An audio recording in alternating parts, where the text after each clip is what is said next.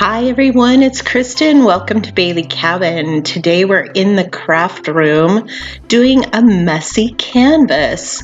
I have not done one of these. This is my first one, so bear with me as I kind of learn as I go, but I thought you might enjoy watching the process.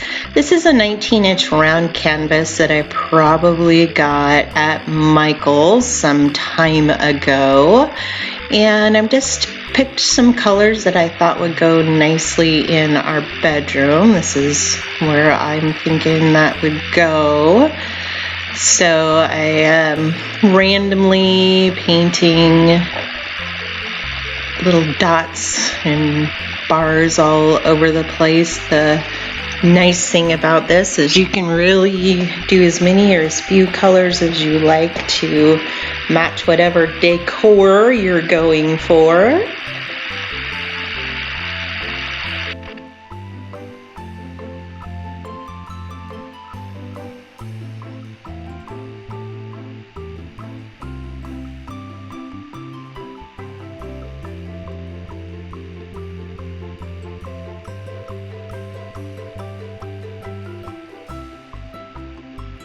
You can really do any design, swirls, X's. The design that I'm going to place over the top of this with vinyl is fairly large, so there's going to be a lot of color that shows through, so that's something to keep in mind as you're putting your paint down, is how much is going to show, where is it going to show. Do you want to do a rainbow across? Do you want actual designs to show through? As I go, you see I get to the point where I'm kind of just filling in spaces with my more definite colors, my dark colors, I guess.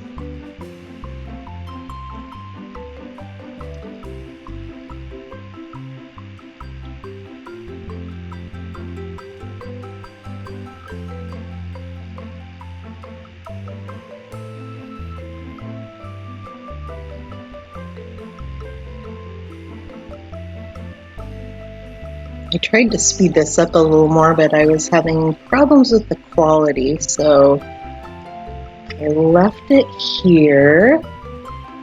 For those of you that enjoy watching paint dry,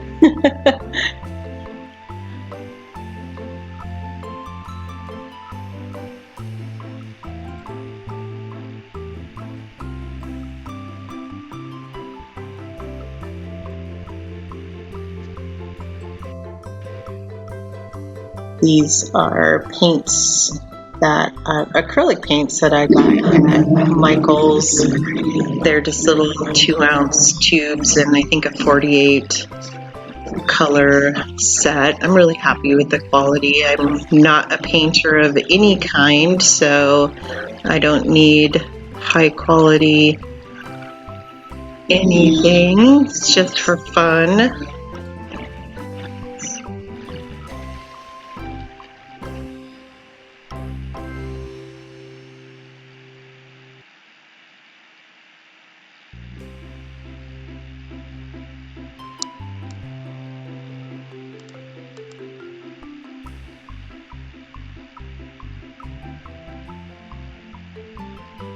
If you have any questions about the particular products I used or anything, be sure and leave me a comment below. I'm happy to answer any questions about process, procedure, products.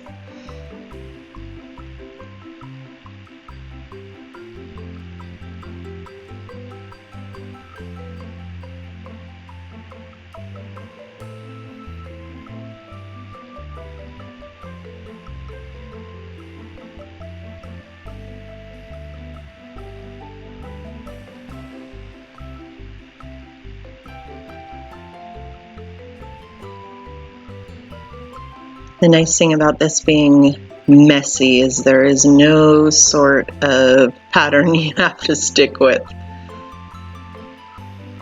Just let your creativity take over.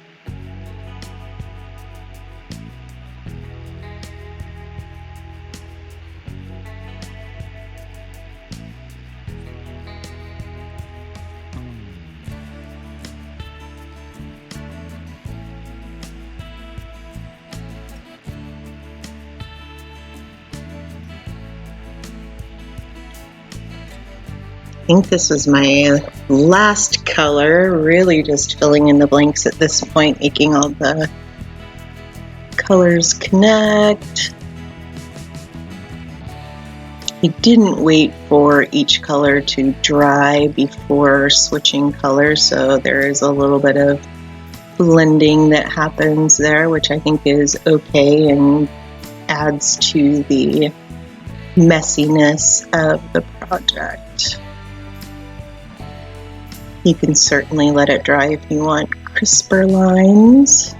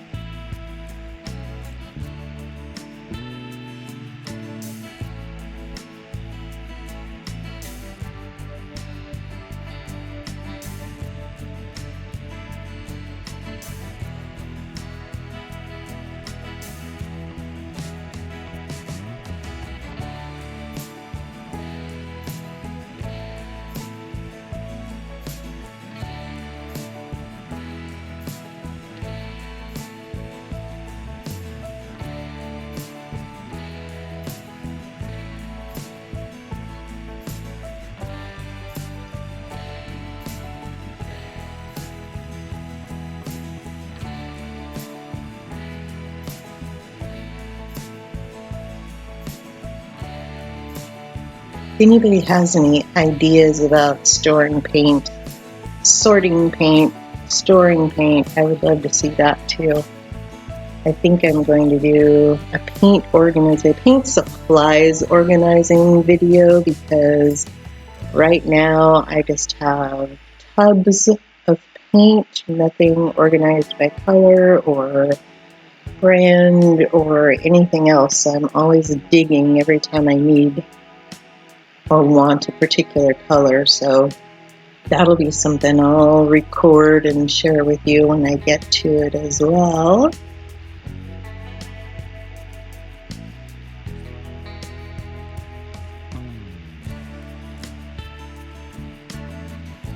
And here's where we're getting to the vinyl. These are already cut out on my Cricut Explorer Air.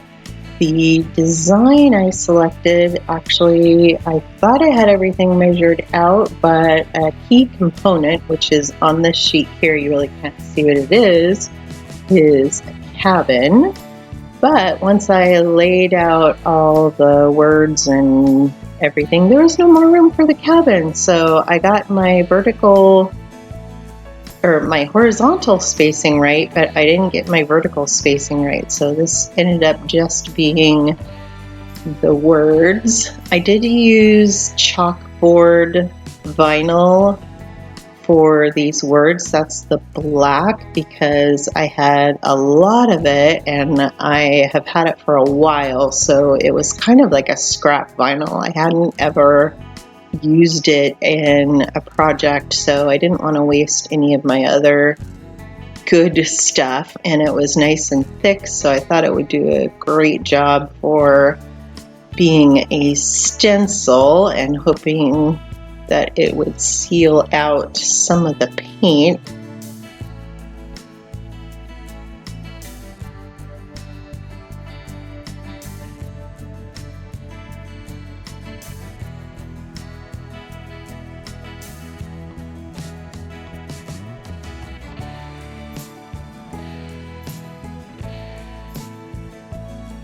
I'm just trying everything out. There's the piece that ultimately gets pulled out because I couldn't fit it all in there.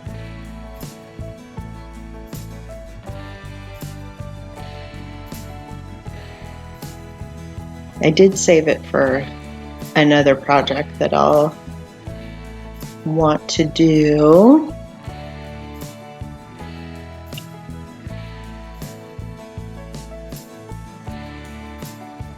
It is Cricut vinyl, by the way.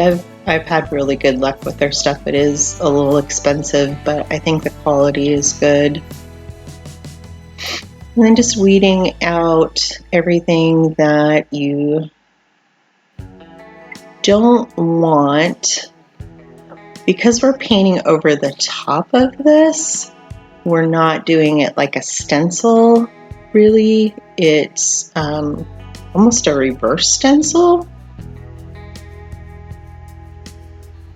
And I'm just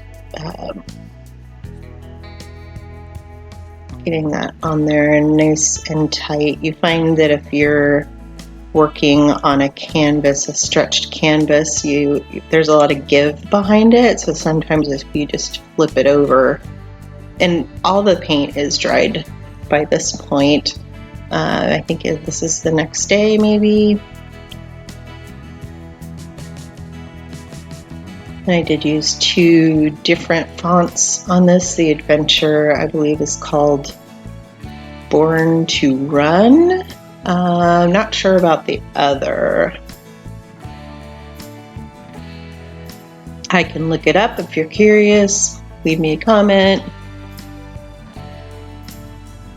And I just set that up on an angle a little bit to give it a little more personality.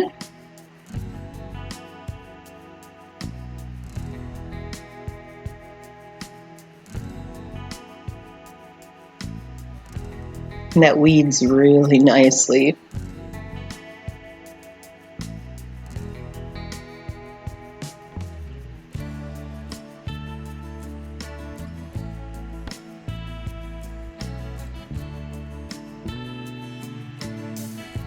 So when all was said and done, we ended up with just the phrase, "You are my favorite adventure," which is something that my husband and I, from the beginning of our relationship, has been adventuring. And somewhere I lost all the footage of me actually painting the white over the letters. So here we are picking up the vinyl from the paint that had been put down. Got my Cricut tweezers here. I did end up having to pull a lot of paint off the tweezers when I was said and done, when it was all over. Oh, I switched to the weeding tool. You have to be careful of flipping those letters around. We had a little bit of bleeding, which was unfortunate. If you're just using the weeding tool, you can see I have to get back in there with the tweezers to pick stuff up out of the wet paint. You don't want it to dry very long because, as I understand, it may peel that white paint up from the rest of the design that you don't want it to go away from. So clean your tweezers as soon as you get done. It's a lot easier than waiting for it to dry.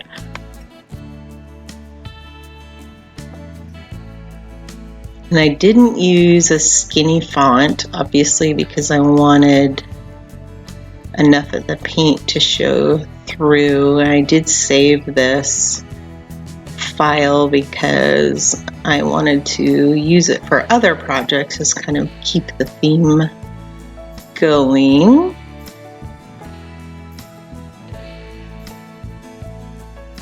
I did use a stencil brush when I was painting around the letters and doing the stippling motion, so I tried not to get under those letters. Still had, again, a little bleeding in some cases. You can see where I scraped up the paint with the tweezers, but we can come back and fix that. Everything's fixable and figure-outable.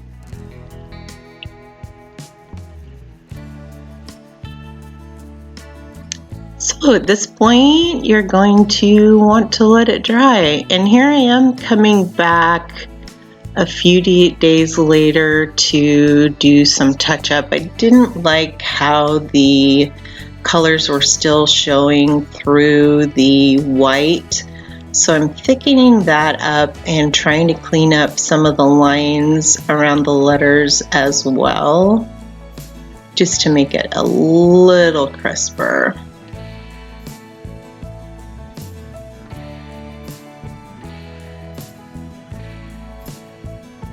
Little brushes are good for that. I tried to paint pens to begin with, but it was just a little, the paint wasn't as thick as I was needing, so I just went back with my acrylic white to go over the tops of all of that. The bright colors are definitely harder to cover with that white.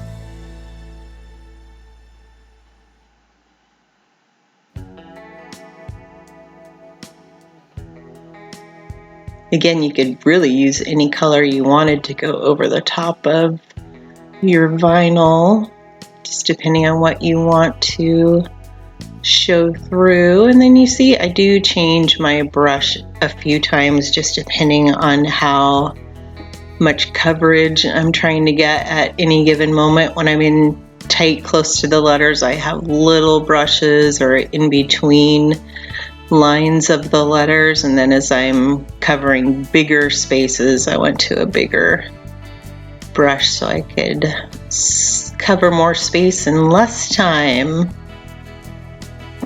For someone that's not a painter, I sure have a lot of paint and a lot of paint brushes. Somebody guide me to a good tutorial for beginning painters. I would love to do it. My mother-in-law is a talented painter, and she actually has prints that she's sold and some that have been mass-produced. I know I would never be that good, but I know everything takes practice, so I just need to do it more.